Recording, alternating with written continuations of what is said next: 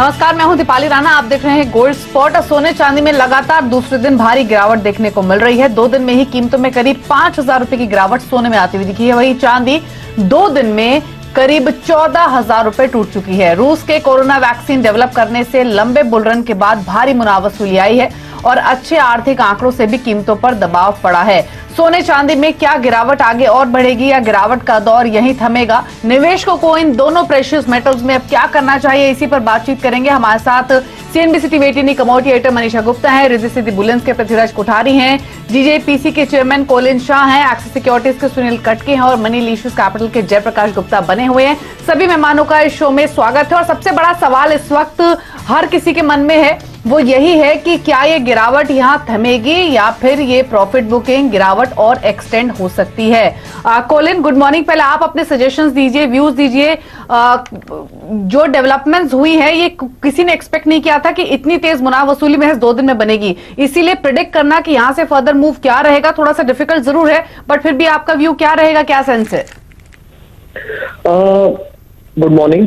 हमारा व्यू वही है कि अगर ये वैक्सीन सक्सेसफुल रहा जो रशिया में लॉन्च हुआ है, मे बी ग्लोबली बहुत सारी कंपनीज लॉन्च कर रही है अगले 1 महीने में, तो अगर वैक्सीन सक्सेसफुल रहा तो गोल्ड में करेक्शन आ सकता है और भी। और एक तरह से ये at least from the covid situation एक वर्ल्ड के लिए अच्छा ही है कि finally we have a cure for this situation. So एकदम ऐसे नेगेटिव आउटलुक भी नहीं है, थोड़ा करेक्शन आएगा और फिर वहां से अपने को वॉच करना पड़ेगा एवरी वीक ऑन वीक कि क्या सिचुएशन बढ़ती है। जी हाँ, मुनाफा वसूली बहुत ज्यादा यहाँ पर देखने को मिली है। कोठारी जी, ये सवाल आपसे है। वैक्सीन बन रही है ये हम जानते थे, मुनाफा वसूली भी आने वाली है, ये भी बाजार इसके लिए तैयार था, लेकिन $200 की गिरावट 2080 के हाईस के बाद 1880 का लो बनना, $200 की गिरावट के लिए क्या बाजार तैयार था? और अब जहां पर हम खड़े हैं क्लियरली और लोग यहाँ पर चिंता में आ रहे हैं क्योंकि बहुत जो ये तेजी है ये शुरू ही 1820 1840 लेवल के लेवल से हुई थी। तो आपको लगता है कि और यहाँ पर मुनाफा वसूली शायद अब देखने को मिल सकती है? देखिए, अगर आपने ध्यान से देखा होगा तो लास्ट 8 वीक से गोल्ड कॉन्स्टेंटली बढ़ रहा था, एक्सट्रीमली ओवरबॉट था और एवरीवन एक्सपेक्टेड कि करेक्शन आना चाहिए। अभी आप देखिए कि इट्स 9 वीक, अगर ये वीक के अंदर क्लोजिंग क्या रहती है तो मेरे हिसाब से गोल्ड अराउंड अबाउट 1810 के आसपास उसको सपोर्ट हो जाएगा और वहां से फिर धीरे धीरे बाइंग फिर से स्टार्ट हो जाएगी। सडनली क्या हो गया, it's all over the overbought थे तो सबको पता है, फिर इसका मार्जिन इंक्रीज कर दिया रातों रात, कल 6.9% और 15% सिल्वर पे कॉमेक्स ने कर दिया, प्लस M2M का इश्यू होता है तो लोग नई पोजीशन कोई ले नहीं सकते हैं, तो इसलिए ये वीक मुझे लगता है कि थोड़ा प्रेशर में रहेगा। बट ओवरऑल आप देख धीरे धीरे साइन बुलिश का ही है, but it's take time. We are all expected correction 1750 तक आना चाहिए, 1750 we are expecting. But silver में मैं सिल्वर में स्टार्ट से बुलिश नहीं था मैडम। सिल्वर मुझे लग रहा था क्योंकि इंडिया के अंदर ऑलरेडी डिस्काउंटेड थी और इतना डिमांड भी सिल्वर का नहीं था और everyone have the huge long position. पर कोठारी जी, इतनी गिरावट के बाद जो लोग फिजिकल में नहीं खरीद पाए उनका क्या? आपने एक रश जवेरी बाजार में, अहमदाबाद में, जो मेजर मार्केट्स हैं इंडिया की, वहां पर क्या बनता हुआ देखा है? मतलब जिस तरह से भाव गिरे हैं, बहुत सारे लोग खरीद ही नहीं पाए थे, तो उनके लिए क्या ये मौका है, स्पेशली फिजिकल बायर्स के लिए?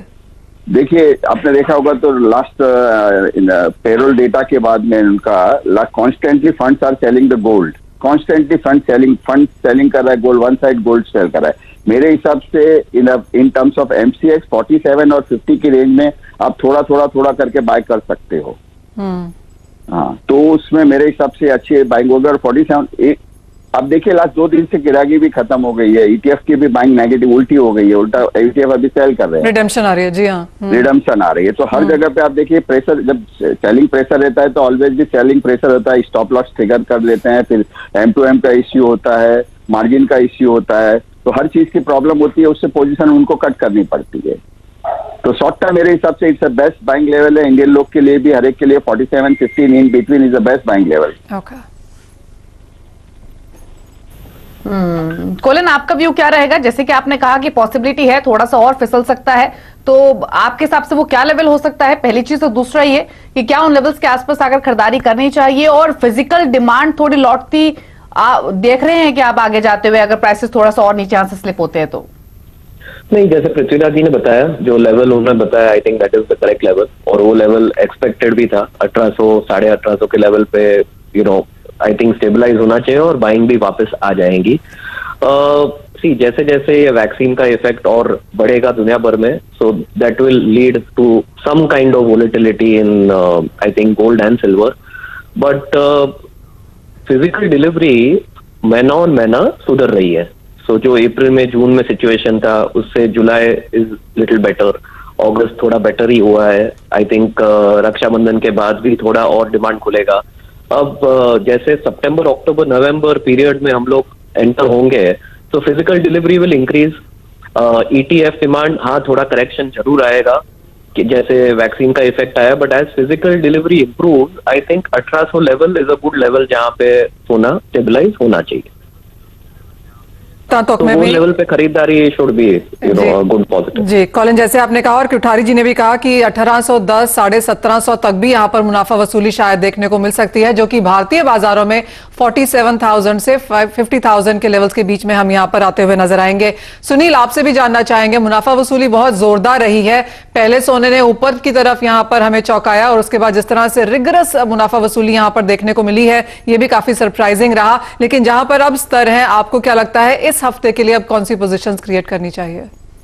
नमस्कार मनीषा जी। एक्चुअली 2 दिन में इतना गिरावट मेरे ख्याल से कोई भी इन्वेस्टर या ट्रेडर ने एक्सपेक्ट नहीं किया होगा, और इवन एक्सपर्ट्स भी एक्सपेक्ट नहीं कर रहे थे। बट सडनली 2 या 3 ऐसी चीजें आ गई, जैसे कोरोना का वैक्सीन फ्रंट पे एक पॉजिटिव न्यूज आ गया रशिया की तरफ से, और उसके अलावा इवन एक पॉजिटिव होप्स आ रहे हैं जो कोरोना पैकेज है, रिलीफ पैकेज की जो यूएस बात कर रही है, उसके फ्रंट पे भी थोड़ा लोगों का रिस्क एपेटाइट, रिस्कियर एसेट्स की तरफ थोड़ा रुझान जो है बढ़ गया है, जिसकी वजह से हमने शॉर्ट टर्म में डॉलर की डिमांड बढ़ते हुए देखी। तो ये 2 या 3 फैक्टर्स की वजह से हमें ये 2 दिन में इतना बड़ा करेक्शन देखने को मिला, जो कि हम बोल सकते हैं कि 2013 के बाद इतना बड़ा करेक्शन हमने पहली बार देखा हुआ है। बट अगर हम रेंज देखें तो जून 2020 तक ही हमने $1700 तक का रेंज देखा था, तो अगस्त में ये $2080 तक का जंप किया, तो तकरीबन $400 का जंप हमने 1.5 से 2 महीनों में देखा हुआ है गोल्ड में। और अभी हम देखते हैं कि $200 का करेक्शन है, तो अभी 50% correction from recent levels of 1700 was any how expected in the market actually. तो वो अगर हम डिस्काउंट करके चलते हैं तो अभी भी मार्केट जो है रिसेंट जो लेवल्स थे उससे $200 प्रीमियम पे ही है। तो मुझे लगता है कि और $100-150 का करेक्शन हमें देखने को मिल सकता है। बट अगर कोई इन्वेस्टर जिसने last time buying opportunity miss कर दी थी और पोजिशनली एज अ सिस्टमैटिक तरीके से अगर उनको बाई करके आगे चलना है, तो मैं सजेस्ट करूंगा ये लेवल भी बुरे नहीं है। अगर किसी को 10 लॉट ऐड करने हैं, तो मुझे लगता है कि हर $15 के गैप में एक लॉट अगर ऐड करते जाएंगे तो एक अच्छी एवरेज बन सकती है। क्योंकि जरूरी नहीं है कि ये फिर से $1800 टच करे या न करे, हो सकता है $1850 से ही ये फिर से वापस ऊपर आना शुरू कर जाए, बिकॉज इंटरेस्ट रेट्स अभी भी लो है, बॉन्ड यील्ड्स अभी भी 0 to नेगेटिव है। तो जो अदर फंडामेंटल फैक्टर्स हैं गोल्ड के लिए नियर टर्म या लॉन्ग टर्म में पॉजिटिव ही हैं। ये शॉर्ट टर्म करेक्शन को मुझे लगता है कि एक सिस्टमैटिक तरीके से बाइंग के लिए यूज जरूर किया जा सकता है। तो मेरा सजेशन डे ट्रेडर्स के लिए आज के पर्सपेक्टिव से मेरा ये व्यू रहेगा कि 50,700 के रेंज में इंट्राडे ट्रेडर्स सेल कर सकते हैं, बट एक स्ट्रिक्ट स्टॉप लॉस जरूर मेंटेन करना चाहिए 51,000 का, और 50,000 का लेवल जो है इंट्राडे ट्रेडर्स को मिल सकता है। और जो पोजिशनल व्यू बनाना चाहते हैं बाइंग में, मुझे लगता है कि 50,000 के रेंज से सिस्टमैटिकली 10% के हिसाब से बाई करते हुए 4 या 5 ट्रांचेस में इन्वेस्ट करना चाहिए गोल्ड में। ठीक है, तो अगर इन्वेस्टमेंट करनी है तो इन लेवल से शुरुआत जरूर की जा सकती है, लेकिन ट्रांचेस में। जयप्रकाश, आपका व्यू सिल्वर पर क्या रहेगा? जितनी तेजी के साथ हमने सिल्वर बढ़ते हुए देखा था, उतनी तेजी से फिसला भी है। अब यहाँ पर कई काफी लोग ऐसे भी होंगे जो कि हायर लेवल्स पर पोजीशन लेकर फंस गए हैं। क्या सजेशन है उनके लिए, और सिल्वर पर क्या व्यू है इन लेवल से? जी दीपाली, देखिए ये जो फॉल है ये 2011-12 का याद दिला दे रहा है वापस। जितना शार्प राइज था उतना शार्प हम लोगों ने फॉल भी देखा। देखिए प्राइमरली 2 रीजंस हैं। एक तो जिस तरह से कल न्यूज आया वैक्सीन का, उससे ऑलरेडी एक्सपेक्टेड था कि इस तरह के न्यूज आने पे एक नीजर्क रिएक्शन मार्केट में देखने को मिलेगा, वो कल दिखा। लेकिन आपको ये भी समझना जरूरी है कि अनसर्टेनिटी पूरी तरह खत्म नहीं हुआ है। जब वैक्सीन आएगा तब आएगा। उसके अलावा भी यूएस इलेक्शंस हैं, आपके जो यूएस चाइना के ट्रेड रिलेशंस हैं, ये भी एक 2020 में अनसर्टेनिटी अभी भी क्रिएट कर सकते हैं। तो सिल्वर में भी जैसा गोल्ड का मेरा रुख है, मुझे लगता है थोड़ा सा और डिप मिले तो बाइंग करके चलना चाहिए। आई थिंक अगर लेवल्स की बात करें तो 60,000 के नीचे का लेवल सिल्वर में मुझे लगता है वापस यहाँ पे एंट्री करने का एक पॉइंट बनता है। ट्रेडिंग पर्सपेक्टिव से स्टॉप लॉस अगर 60,000 के नीचे आप लेते हैं तो 58,000 का स्टॉप लॉस रखें। मुझे लगता है अब 56,000 का लेवल देखना और 76,000 का सिल्वर का लेवल देखना थोड़ा सा टफ नजर आ रहा है 2020 में। बट अगर रियलिस्टिक नंबर्स या फिगर्स पे ध्यान दे तो मुझे लगता है 53,500 गोल्ड और करीब 68,000 से 69,000 सिल्वर अभी भी उसमें गुंजाइश है। तो करंट लेवल से भी अराउंड 10-12% का रिटर्न है। तो थोड़ा सा वेट करें, एक बार ये फॉल है वो थमता है तो 60,000 के नीचे सिल्वर जाता है तो फिर से एंट्री स्टार्ट करनी चाहिए। सुनील, आपको भी यही लगता है कि इस साल के हाईज हम बना चुके हैं सोने और चांदी दोनों में, और अब ये हाईज शायद इस साल में मुश्किल है? व्यू डिफरेंट रहेगा। एक्चुअली सिल्वर जितना भी पॉजिटिविटी इंफॉर्मेशन आ रही है इकोनॉमी फ्रंट पे, बीट वैक्सीन को लेके या तो स्टिमुलस मेजर्स को लेके या तो इंडस्ट्रियल प्रोडक्शन को कैसे बूस्ट किया जाए उसको लेके, तो इंडस्ट्रियल डिमांड ड्राइवर रहा है। जो भी जितना भी पैसा पंप इन होता है इकोनॉमी में जो मेजर कंट्रीज की तरफ से, तो सिल्वर जो है 60% इसका कंजम्पशन इंडस्ट्रियल फ्रंट पे होता है, तो वो एक पॉजिटिव न्यूज है। प्रेशियस मेटल फ्रंट पे ऑब्वियसली गोल्ड का गिरना सिल्वर के ऊपर भी एक 20 से 30% जो है उसका रुझान इम्पैक्ट डालता है। बट इंडस्ट्री फ्रंट पे जो पॉजिटिव न्यूज है, मुझे लगता है कि सिल्वर में बाइंग ऑन डिप का एक सपोर्ट फैक्टर रहेगा। तो मुझे लगता है कि फिर से हो सकता है 78,000 का जो लेवल हमने अभी भी देखा था अगस्त में, वो शायद एकदम से देखने को भले ही ना मिले। बट मुझे लगता है कि अगर हम साल भर की बात करते हैं, अगर 2020 की बात करते हैं, तो मुझे लगता है कि ये फिगर जो है आउट परफॉर्म कर जाएगा। तो मेरा व्यू यहाँ पे सिल्वर में यही रहेगा। ऑलरेडी हमने तकरीबन 16,000 पॉइंट का करेक्शन देख लिया है अगर हम रीसेंट हाइस की बात करें, तो 61,000 के रेंज में या 60,000 के रेंज में अगेन इसमें भी एक ट्रांचेस में इन्वेस्टमेंट की अपॉर्चुनिटी बन रही है। ट्रेडर्स भी मुझे लगता है कि यहाँ पे एक एंट्री ले सकते हैं, और मुझे लगता है कि शॉर्ट टर्म में 65 to 68,000 के रेंज में रुझान नजर आ रहा है 1-1.5 महीने में। और उसके बियॉन्ड मुझे लगता है कि जो रीसेंट हाइस थे 78,000 के, बाय द ईयर एंड मुझे लगता है वो भी टच कर सकता है या तो आउट परफॉर्म कर सकता है। जी। लेकिन पृथ्वीराज जी, एक चीज और, जैसे कि हमने पहले भी चर्चा की कि अब अगर फिजिकल डिमांड की बात करें, ज्वेलरी बाइंग की बात करें, तो फेस्टिवल सीजन की शुरुआत हो चुकी है। इनफैक्ट आज जन्माष्टमी भी है, तो सभी हमारे मेहमानों को, सभी व्यूअर्स को जन्माष्टमी की ढेर सारी शुभकामनाएं भी। मनीषा जी आपको भी। तो पृथ्वीराज जी, अब आप क्या तैयारियां हैं ज्वेलरी डिमांड को लेकर, स्पेशली फेस्टिव सीजन को ध्यान में रखते हुए? और जैसे कि कोलन जी ने भी कहा कि हमने महीने दर महीने थोड़ी इंप्रूवमेंट होते हुए देखी है, तो अब स्पेशली अगर अगले 2-3 महीने का आउटलुक ले ज्वेलरी डिमांड को लेकर, तो क्या सेंस बन रहा है?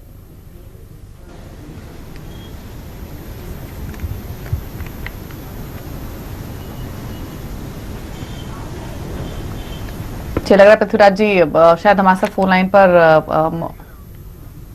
शायद उनको ऑडियो नहीं जा रहा है, लेकिन हाँ ये जरूर है कि अब क्योंकि प्राइसेस ऊपरी स्तरों से 5 से 6,000 रुपए सोने स्पेशली करेक्ट हुए हैं और फेस्टिव सीजन शुरू हो चुका है, तो डिमांड यहाँ पर थोड़ी सी रिवाइव जरूर हो सकती है। लेकिन सुनील, एक चीज और बताइए, गोल्ड में जैसे कि आपने कहा कि ट्रांचेस में यहाँ पर जरूर बाइंग की जा सकती है, तो अगर किसी को एंट्री लेनी है तो क्या वो आज ही थोड़ा सा इन्वेस्टमेंट यहाँ पर कर दे? अगर अपना टोटल इन्वेस्टमेंट का 30% पोर्शन यहाँ पर लगा देना चाहिए, या फिर इससे भी कम अमाउंट के साथ आगे चले? जी, मुझे लगता है कि 20% के 5 ट्रांचेस में एक प्लान बनाया जा सकता है। जैसे मैंने बताया, 20% अगर टोटल इन्वेस्टमेंट कैपेसिटी 10 रुपए का है, तो करंट भाव पे मुझे लगता है कि 2 रुपए का इन्वेस्टमेंट जरूर करें, बीट गोल्ड और सिल्वर इवन मैं बोलूंगा, क्योंकि यहां से एक पुल बैक जरूर देखने को मिल सकता है। शॉर्ट टर्म में भी बोल सकते हैं, मीडियम टर्म में भी बोल सकते हैं। जैसे मैंने बताया, गोल्ड और सिल्वर फ्रंट पे फंडामेंटल्स अभी भी स्ट्रांग है, भले ही ये 1-2 जो रिसेंट अपडेट्स हैं उसकी वजह से करेक्शंस देखने को मिला होगा, बट लॉन्ग टर्म फंडामेंटल्स जो है इसके ड्राइवर्स जो रहेंगे, इन्फ्लेशन जितना ज्यादा रहेगा गोल्ड सिल्वर के प्राइसेस को सपोर्ट करता जाएगा, इंटरेस्ट रेट जितने लो रहेंगे अल्टीमेटली वो भी सपोर्टिंग फैक्टर्स रहेंगे।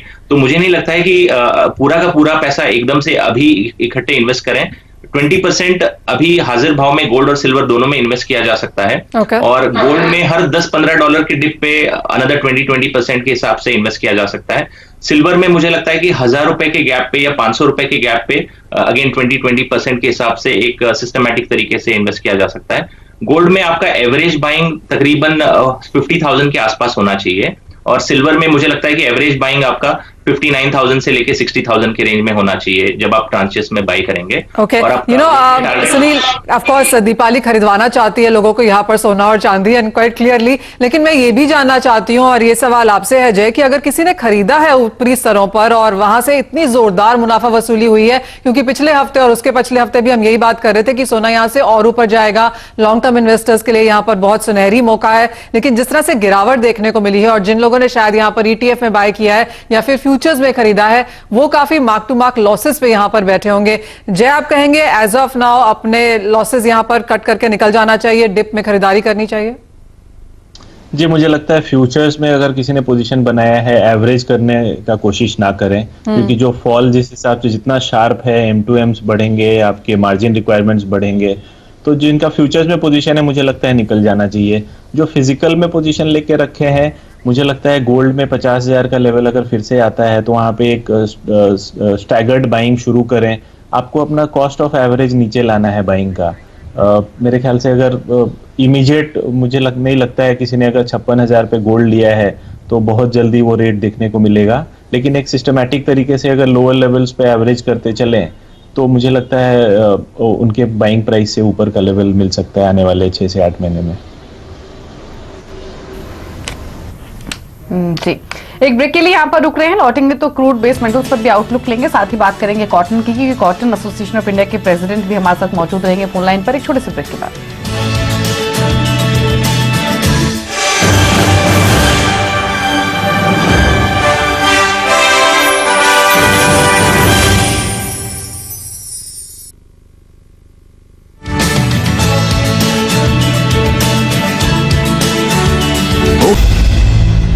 सरकार ने मिनिमम गवर्नमेंट और मैक्सिमम गवर्नेंस के मद्देनजर पावरलूम, हैंडलूम, हैंडीक्राफ्ट बोर्ड के बाद अब कॉटन एडवाइजरी बोर्ड यानी कि CAB को भी खत्म कर दिया है। CAB किसान, सरकारी एजेंसीज और कॉटन ट्रेड की प्रतिनिधियों की संस्था थी जो सरकार को कॉटन से जुड़े मुद्दों पर सलाह देती थी। अब यहां पर क्या देखने को मिलेगा, हमारे साथ इसी पर बात करने के लिए कॉटन एसोसिएशन ऑफ इंडिया के प्रेसिडेंट अतुल गनात्रा जुड़े हैं। गनात्रा जी नमस्कार। सबसे पहले तो यही बताइए कि अब क्योंकि कॉटन यहां पर टेक्सटाइल मिनिस्ट्री से थोड़ा सा हटता हुआ नजर आया है, आगे जाके अगर किसी को ग्रीवेंसेस रखनी हो कॉटन के बारे में, जो कंजम्पशन, प्रोडक्शन, मार्केटिंग के जो डिस्कशंस होने हो, वो अब कहां और कैसे होंगे? जी नमस्कार मनीषा जी, ये हमारे को भी बड़ा इससे आश्चर्य हुआ है, क्योंकि जो कॉटन का प्रोडक्शन के फिगर है वो CAB को मेनली CCI, CAI, सिटी ऐसे बड़े बड़े एसोसिएशन देते हैं और वो डिसाइड करते हैं कि कॉटन का क्रॉप कैसा होगा, प्रोडक्शन कैसा होगा। तो और जो मिलों का कंजम्पशन है वो CAB को ही रिपोर्ट आता है, हर एक मिल उनको हर महीने कंजम्पशन के फिगर देती है कि हमारा इतना कंजम्पशन हुआ जी, और उसके हिसाब से वो रिपोर्ट बनाते हैं, मंथली कंजम्पशन, ईयरली कंजम्पशन। तो अभी हमें वेट करना है कि टेक्सटाइल मिनिस्ट्री क्या करेगी, इसके ऊपर कैसे डिसीजन लेगी, इसको थोड़ा वेट करके देखते हैं और फिर कुछ बता सकते हैं। अभी ये 1-2 दिन में ही ये डिसीजन आया है, तो अभी कहना मुश्किल है कि गवर्नमेंट आगे इसके लिए क्या करेगी, दूसरी क्या व्यवस्था बनाएगी। अगर इन्होंने CAB नहीं है तो आगे क्या करेगी, कैसे ये प्रोडक्शन। अतुल जी, जैसे आपने कहा कि हाँ काफी कुछ यहाँ पर अभी अनसर्टनिटी में है, लेकिन जहां तक अराइवल्स की बात है वो आप फिलहाल यहाँ पर कैसा बनता हुआ देखते हैं? भारत में क्या स्टॉक है और CCI के पास कितना स्टॉक अभी है? जी देखिए, मैं पहले तो CCI को बताता हूँ कि CCI और महाराष्ट्र फेडरेशन के पास लास्ट ईयर और इस साल का मिलके 133 लाख बेल्स का स्टॉक था। लॉकडाउन की वजह से स्पिनिंग मिलों का कंजम्पशन इस साल 70 से 75 लाख बेल्स कम हो गया है, और लॉकडाउन की वजह से मिलों को बहुत लॉस हो गया था। इसलिए मिलों को हेल्प करने के लिए टेक्सटाइल मिनिस्ट्री ने CCI को मिलों के लिए कॉटन डिस्काउंट पे करके सेल करने को कहा था जी। CCI की न्यू डिस्काउंट पॉलिसी बहुत अच्छी रही और मिलों को तथा एक्सपोर्टरों के लिए अच्छी रहने से लास्ट 15-20 दिन में 33 लाख बेल्स की सेल हो गई है, और अब करीब करीब 1 करोड़ बेल स्टॉक बचा हुआ है CCI और फेडरेशन के पास। सितंबर से नए माल का आवक चालू होने वाला है। अगर CCI को ये इतना बड़ा 1 करोड़ माल बेल्स का स्टॉक नए सीजन के पहले बेचना है तो डिस्काउंट पॉलिसी चालू रखनी चाहिए, जिससे मिलों को मदद होएगी ये तकलीफ के टाइम में। उनको अगर सस्ती रुई मिलेगी तो ही चल पाएगी, क्योंकि मिले 70-75% कंजम्पशन पे मुश्किल से पहुंची है लेबर की प्रॉब्लम की वजह से। और दूसरा क्या है कि अगर नया माल आता है तो जूना माल, लास्ट ईयर का माल डिस्काउंट हो जाता है, क्योंकि कॉटन जूना होने पे कॉटन का कलर बदल जाता है और कॉटन की स्ट्रेंथ भी कम हो जाती है जी। तो कॉटन के ओल्ड क्रॉप को भाव कम मिलता है, इसलिए इट इज एडवाइजेबल कि वो माल बेच देवे तो अच्छा है। थोड़ा डिस्काउंट पॉलिसी अच्छा बना के माल बेच देना चाहिए, कुछ बड़ा डिस्काउंट देना चाहिए। Atul ji, point taken. कमी की कमी, वक्त की कमी है, इसीलिए बहुत शुक्रिया आपका हमारे साथ समय निकालने के लिए। तो क्लियरली कॉटन को लेकर यहाँ पर थोड़ी अनसर्टनिटी है कि किस मिनिस्ट्री के अंडर इसे डाला जाएगा, लेकिन जहां तक सप्लाईज हैं वो काफी ज्यादा है और उसका असर हमने कॉटन प्राइसेस पर आते हुए भी देखा है। सुनील, आप कैसे देखते हैं एग्रीकल्चर स्पेस को एंड स्पेशली कॉटन प्राइसेस को? इनफैक्ट कॉटन प्राइसेस जो है बहुत ही एक रेंज बाउंड तरीके से मूव हो रहा है। 16,000 से लेके 16,500 के रेंज में मूव हो रहा है। जैसे इस बार का देखें तो एकरेज भी ऑलमोस्ट 78% हाई है लास्ट ईयर के मुकाबले, और जैसे सर ने भी बताया कि 60 to 70% कैपेसिटी पे ही टेक्सटाइल मिल्स काम कर रही हैं। इवन स्पिनिंग मिल्स भी कोविड-19 के चलते हुए लेबर कंस्ट्रेंट्स की वजह से जो है वो फुल कैपेसिटी पे काम नहीं कर पा रही हैं, क्योंकि माल अवेलेबिलिटी अच्छी है और पुराना माल का डिस्काउंट में बिकना ऑब्वियसली प्राइसेस पे थोड़ा प्रेशर डाल रहा है। बट हालांकि चाइना की तरफ से थोड़ा डिमांड में इंप्रूवमेंट दिखा है, तो इंटरनेशनल प्राइसेस कॉटन के थोड़े बहुत इंप्रूव हुए हैं। बट डोमेस्टिकली मुझे लगता है कि आने वाले समय में कॉटन 16 या 16,500 के रेंज में ही थोड़ा रेंज बाउंड ट्रेड करेगा। Point taken. यानी कि रेंज बाउंड कारोबार यहाँ पर रह सकता है कॉटन में आगे जाकर भी। इसी के साथ सुनील और जय, बहुत शुक्रिया हमारे साथ जुड़ने के लिए और उन सभी कमोडिटीज पर अपनी राय देने के लिए। इसी के साथ मुझे भी दीजिए इजाजत, लेकिन आप देखते रहिए CNBC आवाज।